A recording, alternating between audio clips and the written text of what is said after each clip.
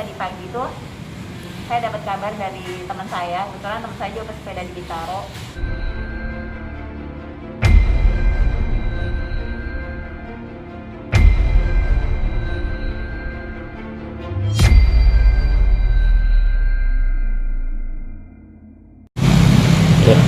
Ya teh, silakan teh diceritain tadi kronologisnya seperti Jadi apa. tadi pagi tuh saya dapat kabar dari teman saya, kebetulan teman saya juga pesepeda di Bintaro.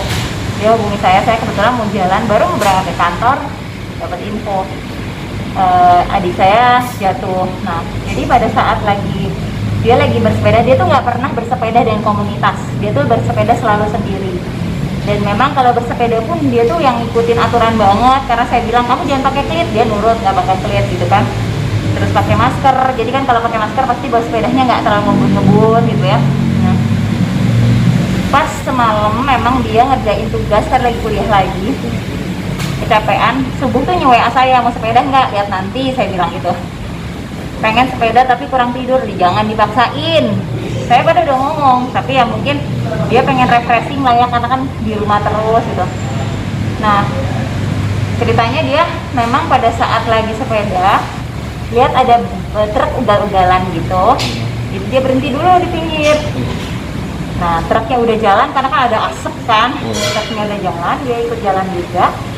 Lagi memang sepeda ini baru 2 hari dia pakai, karena ini sepeda baru ganti, karena yang sebelumnya sepedanya yang all round, jadi sekarang aero.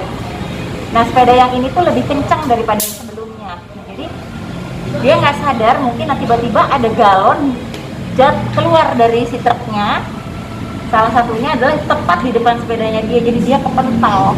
Makanya saya tadi udah cek sepedanya, yang rusak hanya bagian handle-nya aja, handlebar-nya aja. Jadi berarti kalau jatuhnya bagian handlebar, kepental ke depan. Jadi dia kepental, mukanya ngegesrek ke tanah.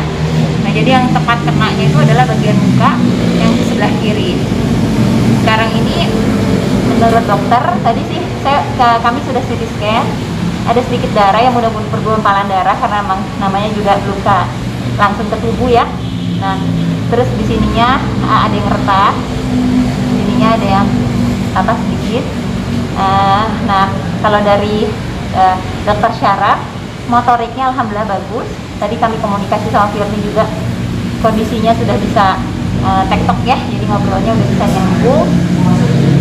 Cuman sekarang ini ya karena pendarahan di dalam jadi memar, jadi mukanya udah kayak Zoro ditutup sama ini semua ya, jadinya udah diperban semua. Nah, kalau lutut ada lecet kecil-kecil 2 kanan kiri, di sini ada lecet juga.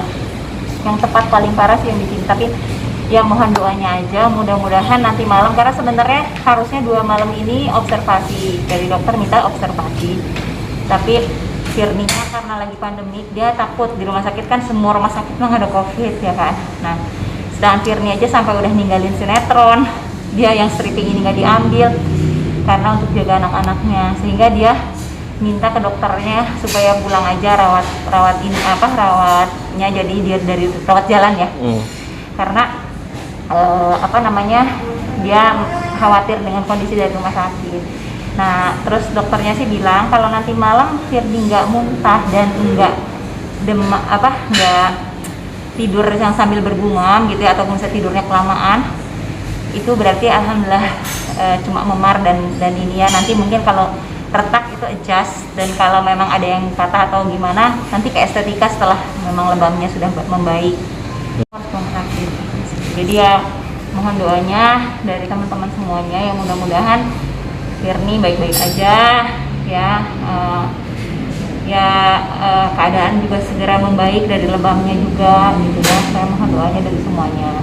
Maaf teh, boleh dibenerin dulu maskernya.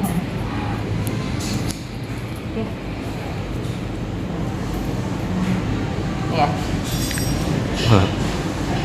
Artinya nggak ada, dari dokter sendiri nggak ada indikasi luka serius ya teh? Ada, yaitu darah yang sebenarnya ada darah pergumpalan di belakang sedikit karena akibat luka di dalam kan. Nah, cuman kalau nanti malam dia muntah, ya berarti mau nggak mau luka dalamnya itu yang kena. Tapi kalau misalnya nanti malam dia nggak muntah dan nanti malam dia, karena kan kalau luka di dalam itu nggak langsung ya, nggak seketika, makanya perlu observasi 2 hari. Makanya Firly tuh harusnya tadinya dirawat inap 2 hari, observasi kan dokternya. Kan dokter juga nggak punya six sense ya. Jadi mau diobservasi dulu apakah dia, cuman kalau demam pasti akan demam nanti malam karena radangnya di dalam. Dari respon suami dari kecelakaan tersebut seperti apa sih?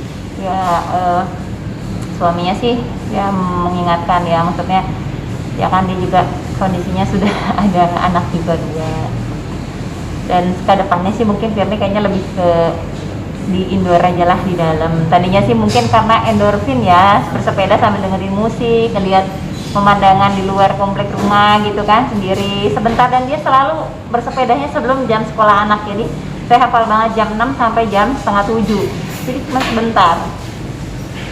Cuman emang kondisinya lagi bad day ya. Tapi anak-anak udah tahu teh? Udah, yang kecil mah nangis ya. Yang kecil soalnya emang ekstrovert kayak saya, jadi langsung nangis. Tapi kalau yang besar ya dia diam, cuman dia bilang aku mau sekolah yang rajin, soalnya mami kan selalu nemenin aku setiap sekolah. Nah sekarang karena mami belum bisa nemenin, jadi aku mau sekolah yang rajin gitu. Aku mau buktiin ke mami aku bisa sekolah sendiri gitu. Artinya ini dirawat di rumah, itu yang mendampingi siapa itu? Iya. Saya kebetulan ibu saya lagi ada di Jakarta, baru datang karena kan kami baru kehilangan juga, lagi ada kedukaan juga. Kemarin saya baru pulang dari Bali dari pemakaman, jadi ya keluarga lagi berkumpul gitu ya. Jadi ya ini lagi dalam mau naik kelas kali ya, berturut-turut, tapi semoga kalau yang ini nggak terlalu parah ya.